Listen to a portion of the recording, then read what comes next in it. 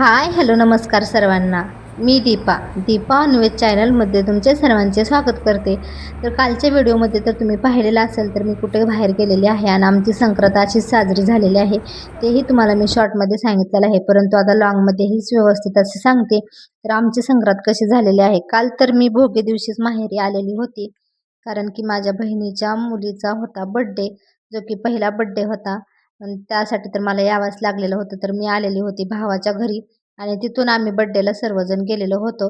तर रात्री यायला खूपच उशीर झालेला होता आणि थंडी तर खूपच होती. आता थंडीचे दिवस आहेत, तर आम्ही तर काही तिकडं मग घरी गेलेलोच नाही माघारी, मग मी माहेरीच राहिलेले आहे. तर आज होता संक्रांतीचा दिवस आणि तर सकाळी आमची चाललेली आहे पोळ्याची तयारी.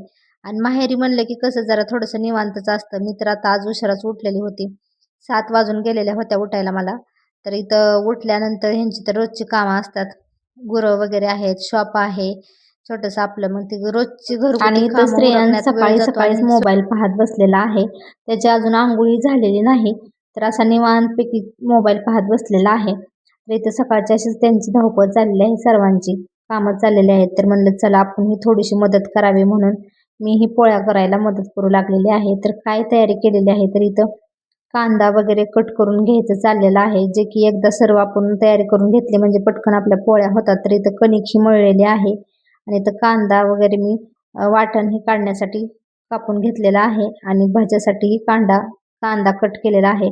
तर इथं अधूनमधून दूध नेण्यासाठीही गिरायकं येतात, त्यांचंही काम असतं.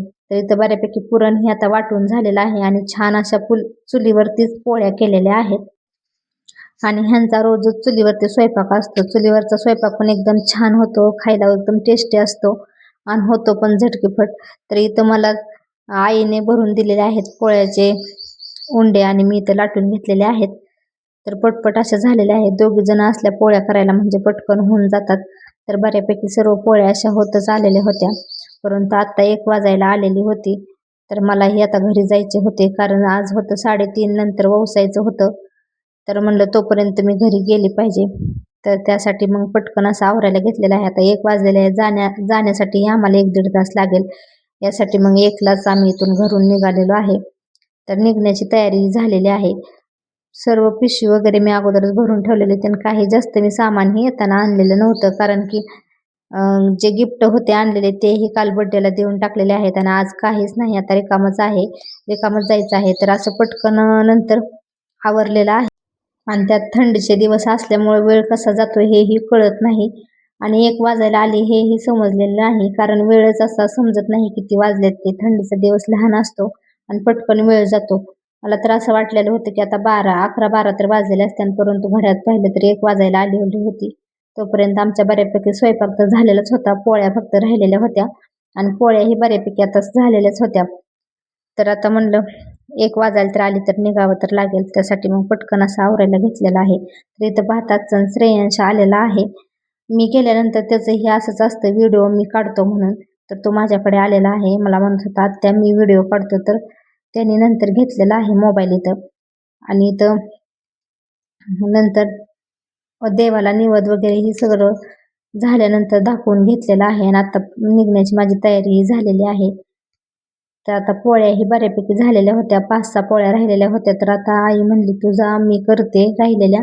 तर ती इथं करत होती आणि मी आता निघालेली होती, कारण मी जशी काल आलेली होती तशीच आता निघालेली आहे त्या साडीवरती.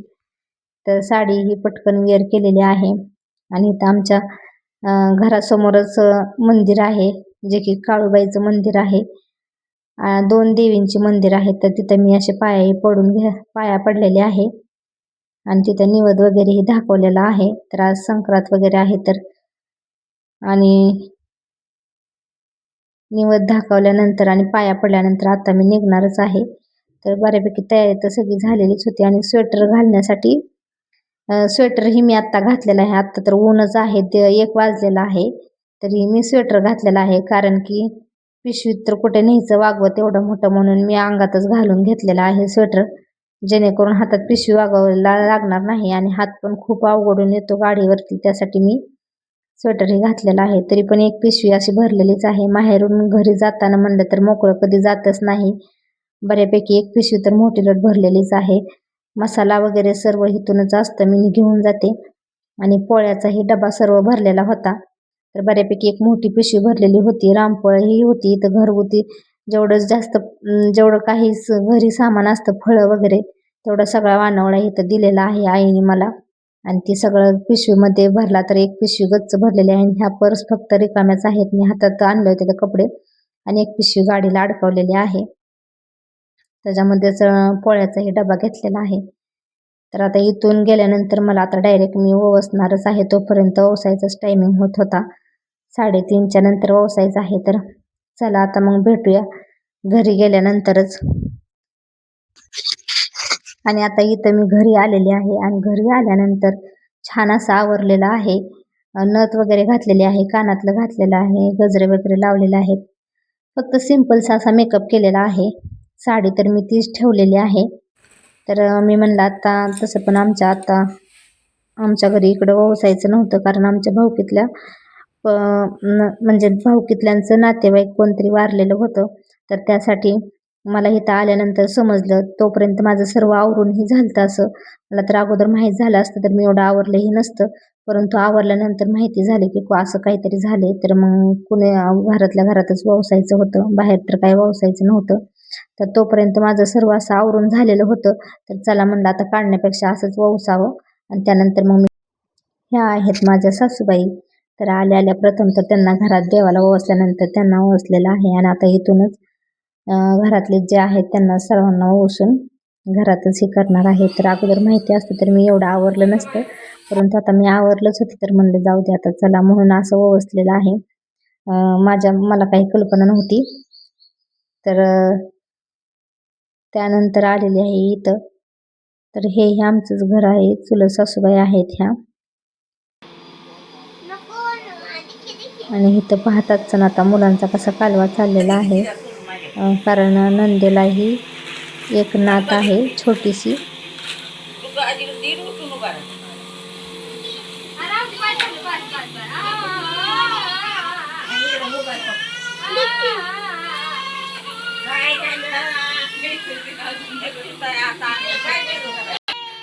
रडती वय ओय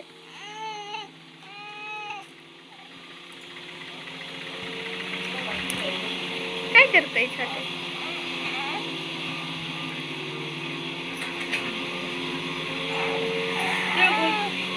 ओके ताई म्हणल्या काय होतंय ग म्हणल्या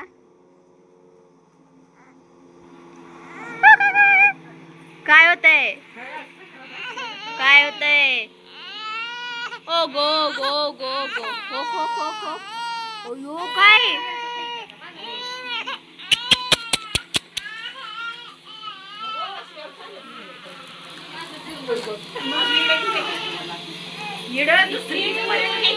आपल्याची तर नाही अयो नाही नाही नाही नाही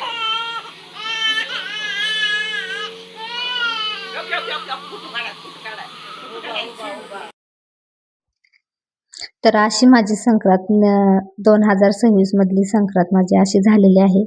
तर कसा वाटला व्हिडिओ आवडला असेल तर लाईक करा, शेअर करा, सबस्क्राईब करायला विसरू नका. भेटूया नेक्स्ट व्हिडिओमध्ये. तोपर्यंत बाय.